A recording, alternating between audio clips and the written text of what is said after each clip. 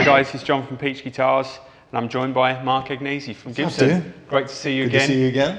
Mark's just flown in from America this morning. How are you feeling? Boy, my arms are tired. Yeah, that's good. I'm fine. I'm going to be all right. I'll sleep well tonight.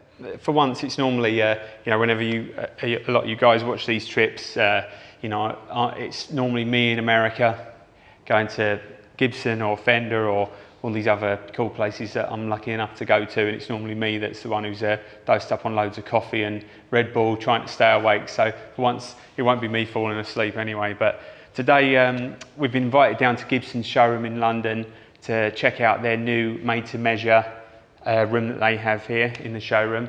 I guess it could be made-to-measure Monday. Look at that, hashtag made-to-measure Monday. Boom, there you go, that's that out of the way. I've been rehearsing that bit for ages. So anyway, so the whole thing with this made-to-measure room is for us to bring our customers down and give them kind of the custom shop experience. Well, especially, I mean, you guys are in, over here in Europe. It's hard for somebody who wants to just do one guitar to fly all the way over to Nashville to go to the custom shop. So what we're trying to recreate is an opportunity for those customers to come here and get that same experience. There's big piles of wood for everybody to go through and pick out their top, pick hardware, pick colors and finishes and all that kind of stuff, and really get to kind of be involved in the whole process like they would if they were at the custom shop. And there's a great example of tops there as well. I've been lucky enough to go to the custom shop in Nashville many times, and this selection here is as good as kind of what I've seen out there. So if this is something that you're interested in, it's going to be as good as kind of what you could get at the custom shop. I mean, sometimes you almost want to limit yourself to having kind of a certain amount of tops to pick from, because there where they've got, they have like 1,000 tops, and you get flame blindness of which one is the best and what you should be going for. But I think the whole idea for our customers, if this is kind of something that you're interested in, you could book an appointment through us, and then we come down, and a member of Gibson's team will be here, and we can help you spec out the guitar from the ground up. I mean, most guys would want to go for something like a regular 59 with a specific kind of top. And it's really not a huge upcharge either. If it's something you just want to pick the color and really be involved in picking the top, it's not a huge upcharge. No, and even if you wanted something like a like a 59 type guitar, but with a thicker neck or a thinner neck even, that sort of upcharge isn't a huge amount either as well. So for that kind of high level of customization, there isn't that much of an upcharge either. So a great way is choosing different colors from the Beauty of the Burst book. You can even do little things like choosing different hardware options, like you could have an open black bridge humbucker for like that Jimmy Page kind of look, or zebras, whatever you want. So, Gibson can even do the real high level of customization of having like your name written down the fretboard or anything like that. But that would basically mean we'd have to write off to the custom shop for a quote to basically get the guitar made, because it would take a lot longer and more labour intensive. So I'm just going to go and pick out a top from over here. Cool, right? So I'm just going to show you an example of a few different tops that are here at the moment. So that would be a kind of a fairly traditional pinstripe top that you would get on a 59. That's kind of I would say the fairly, it's kind of like the top that we would get on a 59 and say, that was a really, really good example of a standard one that's being built kind of in the custom shop. Then there's a lot of kind of other different things here. You can see this one is taking up the grain kind of even more. And if you spray some of the, what is it called, naphtha? Yeah, if you spray some of that naphtha on the top, it really kind of brings out the grain, so you can see kind of how the colour really looks when the stain would go on. There's kind of stuff here like Angel, kind of flame there as well, which is really nice. Something a little bit different, perhaps not the most traditional in terms of the look of what you would get on an original 59, but if you want a really unique guitar for yourself, then that would be a really cool thing to do. So there's a few other bits and pieces around.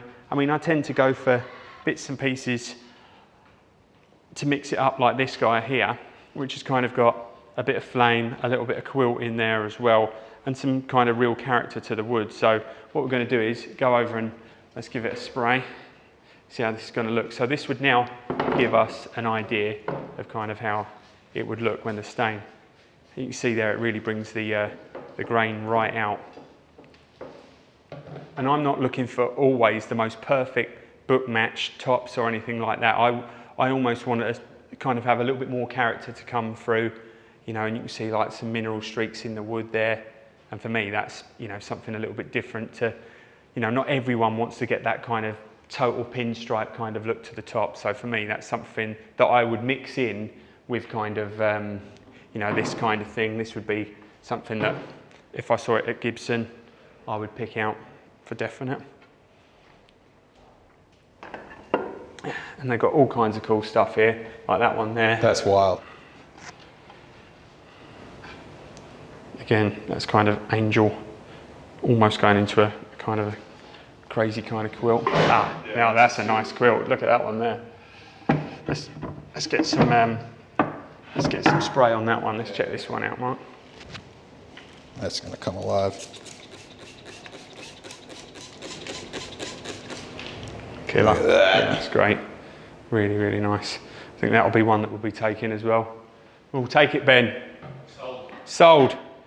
Sold. So it really is kind of, you know, I've done this a few times now. It really is kind of like as simple as that. If you want a 59 built, but with this kind of top, and you still want it in one of the traditional burst colours, it's something that can easily be done. And it usually takes around 3 to 4 months from the time that the order's placed to us receiving it into stock. So what they've got here as well, they've got a few of the different options that you can choose. Let's see if it's open, yeah, in terms of like the whether you want different looks in terms of like that's a more age looking humbucking cover, zebras, but it just gives you a nice idea to be able to come down and see all these different options without kind of going too crazy with a spec list, because you can kind of... which you can do as well, yeah. But that's, we can do whatever you want. Yeah, no, absolutely.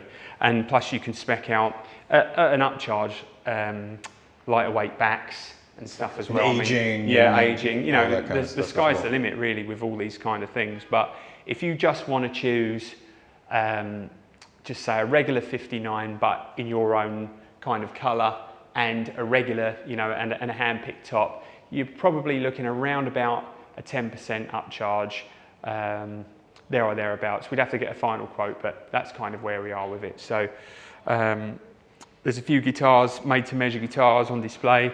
This is actually one of my favourite collector's choice guitars that Gibson have ever made. That's the Dutch Burst one.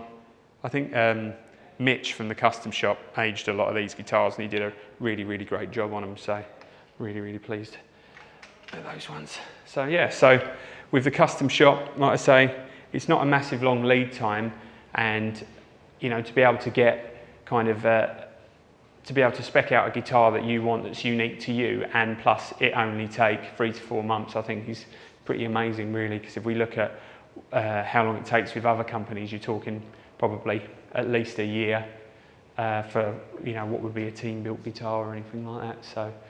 So Mark, so now that you've moved to Nashville, yeah, what is your kind of your main role within Gibson, and what is your kind of things that you do on a day-to-day basis? It changes all the time. They've got me involved in all sorts of things, but my main focus for the first 6 months that I've been here so far has been content, and yeah, that's about to start coming out. Some of it is starting to trickle out. A couple weeks ago, we premiered one of the first series that I've been producing called My First Gibson, which is going to be a weekly, it's pretty much every Thursday a new episode comes out. And we're kind of getting, we've been capturing over the last 6 months a lot of people's stories of how they got their first Gibson guitar, and it turns out there's some really emotional connections to these things. Yeah. Obviously, Gibson guitars can be kind of aspirational in terms of price for younger people, so you hear some of the stories of how people finally got them. I mean, we've had people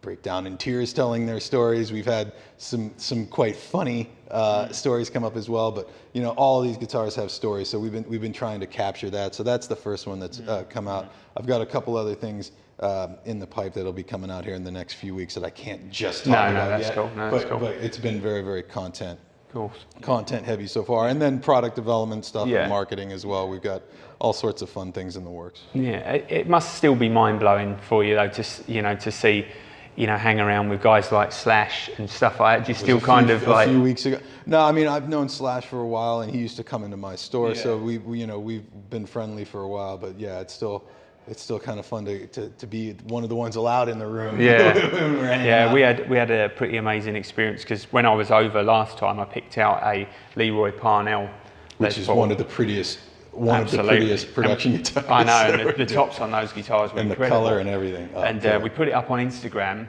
and I get a message on a Saturday morning as I pulled up at the store. Hey, Slash here. Yeah. I want that Les Paul that's on your Instagram. So I was like, and from what I understand, it's in the GNR rig. It's going out. It's going out on the GNR date. Yeah. So it was pretty. Like for me, that was just like, it never gets old. No. I mean, we've dealt with a few artists. We did some stuff with Mark Knopfler on a Les Paul and all this kind of stuff. But the day-to-day running of a business can be tough, and and all the separate things that go along with that. But when stuff like that comes off, you think that's what I really do it for, and and your love for the guitar and everything just kind of hits home with you again still. Giving the factory tour has become one of the things that I do a lot whenever artists come in, and it's one of my favorite things to do, is to give the tour, because you see the look on their face when people really start to grasp what it takes. Yeah, and really the staff at Gibson as well are so welcoming, and like I've been around the custom shop and the USA facility a few times, and I've had employees come up to me and shake my hand and say, thanks for what you do, I watched your last video, and for these guys that are they go in and make the guitars every day, to see them like over in England or in Australia or wherever it is that they go all around the world, it's amazing that they still get the buzz as well of like when like me as a customer goes in to visit as well somewhere like that. Take a lot of pride in the work that they do in the factory, and the end product really shows. Oh, absolutely. And when I went back to the USA facility in when did we last go over there? Not the last trip, April, May time. Just the good feeling and the vibe. With that new range of guitars there, you could see everyone was absolutely, really proud to do what they do.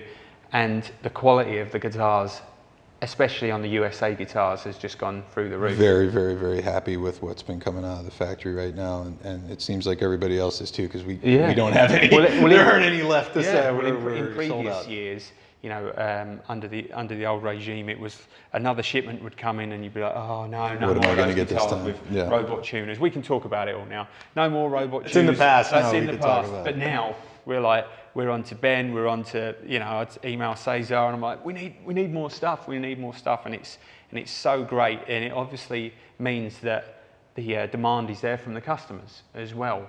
And with that kind of the original range that you have now, and at the price point that it's managed to hit for the RRP, for the Les Paul Standard at $2,000, is just an incredible price point, and you can see why it's obviously. Well, we basically took the 1959 price list and readjusted it for inflation, and it was actually a little over $2,500. I mean, I don't know what they say in dollars. They're $2,499, and which is actually a little bit less than what the inflation adjusted price off the 1959 price list was. It's a cool way to do it. Yeah. So you're in town until Wednesday, and then back home back to Nashville, and then I'm trying to think where I'm at. And then to Dallas for Eric Clapton's Crossroads. Crossroads Guitar Festival. I'm going to be there all weekend. That Firebird. The Firebird one is fantastic. Yeah. There was a few there when I was just at the factory and had a quick play on one. It's they've done a great job. I think with that we met in front of one being built. Made. That's right, exactly. Yeah, I didn't realise the way the Firebird construction with the way the wings go into that centerpiece. That is amazing. So we have the Slash double neck just about to be released as well, Is this something that Gibson have been kind of working on for a while? That's something, for a while, because to make that many, it was part of the production. But man, they were there when you were there as well. It's just kind of amazing to see that many double necks in one room. Well, they were there when I went in November, and it was like, no photos, no this, don't even tell anyone that these guitars have been made.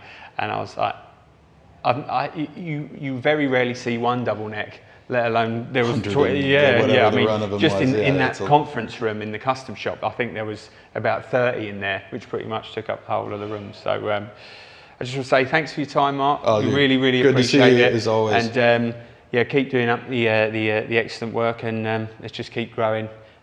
Utilize them. Absolutely. Use this. This is here to give the customers this experience. Yeah, no, that's what we want. We want to bring our customers down, help you find your dream guitar. I mean, like I say, I've been very, very lucky to be able to go to the custom shop, but it's not viable for, I guess, a customer to go all of that way, pay for the flight and go out and, and do all this kind of stuff. But this is the closest thing that you can get to having that custom shop experience in London, and, get yourself your dream guitar. So we'll keep it on going.